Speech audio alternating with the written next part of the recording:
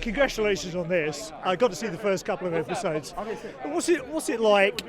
For those of us who will never find out, you go from being in the public eye to being hunted by one very particular person. What's that feeling like? It's very weird. I didn't never think that Bear Grylls was gonna be running me down. I said he's like the level 1 million CIA, MI5, MI6 army member running you down. He's incredible at what he does. And we learn a lot from him. I was scared of him, but I ended up becoming his friend, which is cool. But have you ever met somebody who just treats fear in such a completely different way? My mum. My mum's an OG. Yeah, she come from Sierra Leone, rebel war, came to England. She's a boss. So dealing with my mum meant I was ready for bear. So it's good training then. Yeah, she gave me the training, brother.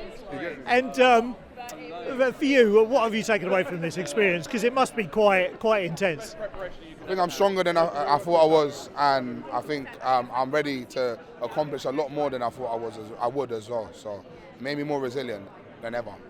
And my cameraman here is an owner of your cooking books, and we saw you in the kitchen. Have you taken any flavours away from this that we're going to be seeing? Brother, you know what? In Costa Rica, they do fruit in the salad. So they like a bit of strawberry in there, a bit of blueberry in there. So I took away about, and the pure life. One of the biggest sayings in Costa Rica is pura vida, and I think I left there with the pure life. I felt very pure in my life.